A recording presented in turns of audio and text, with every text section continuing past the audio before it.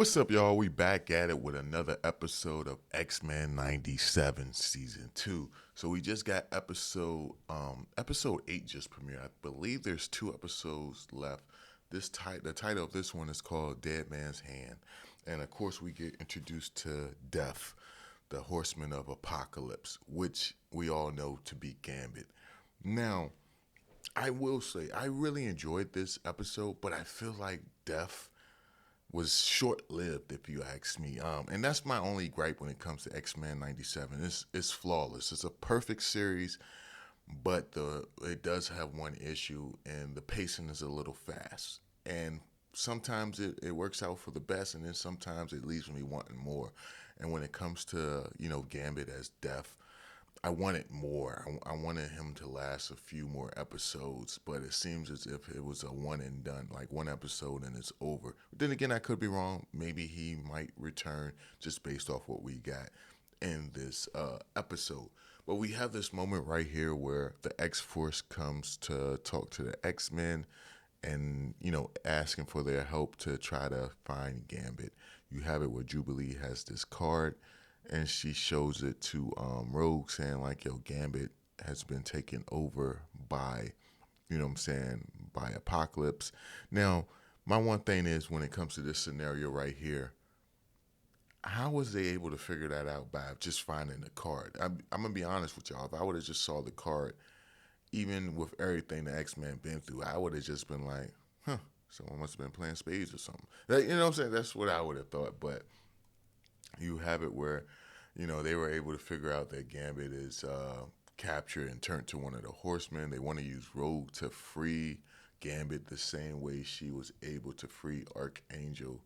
And you have it where they're going on this mission to try to find Gambit. And I'm not gonna lie, this was pretty dope. Seeing the new Cerebra, and it's called Cerebra now, I believe, and you got it where they're using it to try to locate Gambit. Where he's at in the world, and you have it where he finds Charles within his mind and does some type of, I guess, a extreme version of his own powers and make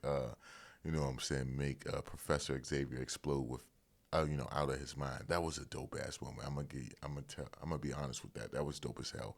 Then you have it where Gambit himself, displays some of his new powers. It seems as if he's able to control, people's minds with his newfound power. Now, I remember, it's been a long time since I read the comics, but I do remember Gambit being like classified of it as an Omega, Omega level mutant.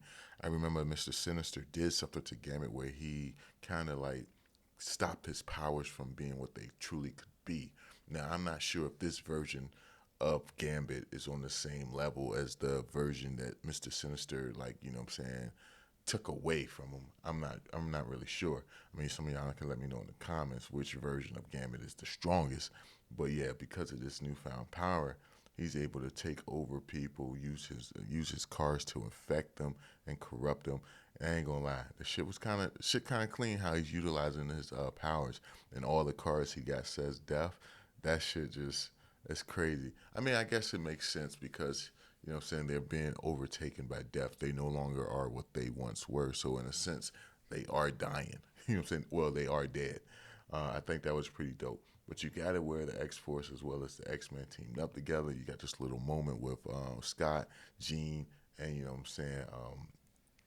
their son. They're trying to Nathan. They're trying to communicate with him, and it seemed more so like Nathan is just all about the mission. Like, yo, he's destined to take down Apocalypse. I'm no longer Nathan. I am Cable. That it seems like that's the type of vibes. And you have it where they're asking, like, yo, why didn't you let us know that we would see you as a child in the future? And he said, nah, because, somehow destiny keeps pulling you guys away. So I chose not to say nothing. But you have it where Gambit and his crew, his newfound crew, go aboard the ship and try to capture Rogue. You have this battle between the X Men and Gambit's new team, and you also got them riding on bikes. You got the X Men doing what they can to try to stop these guys. I'm not gonna lie, it was a hot battle.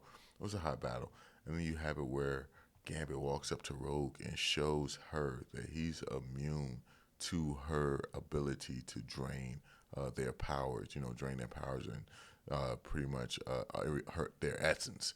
And you have it where, he actually knocks her out, and says that he wants to take, her with him. And as that's going on, you have it where Nightcrawler jumps in. He tries to stop Gambit, but in the end, he ends up getting, taken over as well by Gambit. And I will say, what they did with Nightcrawler in this episode, now that he's working for Gambit, this might have been the best shit he's ever done in the whole entire series. I mean, we're gonna get to it when we get to it, but like that might have been the best shit he's ever done. But you have it with Gambit pretty much explaining what happened to Apocalypse, how Apocalypse had a wife, that wife portrayed him, and took the power, the ability to live immortal, and fled and left Apocalypse. Now I do remember her from the comics, and actually, if I'm in the current comics, if I'm not mistaken, she is on the planet with Storm. If I'm not mistaken, they're like having a war. This was maybe a year or two ago. I can't really remember too much about it, so I might be a little off when it comes to her. But yeah, I don't know the ins and outs of her powers. I just know she did kind of, portray Apocalypse in a sense. But you got it where, Gambit wants to take that medallion, give it to Rogue so that both of them may live forever.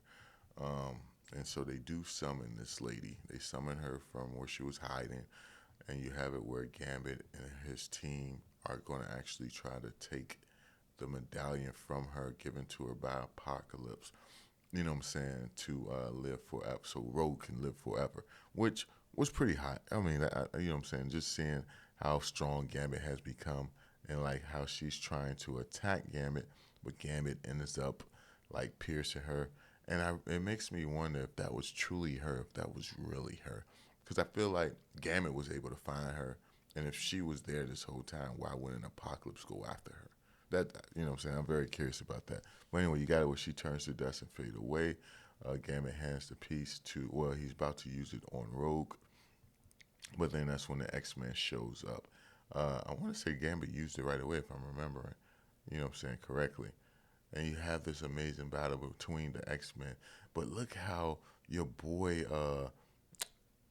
Nightcrawler was getting down in this shit. He was doing the damn thing. Like I said, this might have been the best. This shit remind me of Days of Future Past. No, not Days of Future Past. X-Men 2, the way he was moving, man. This dude was everywhere.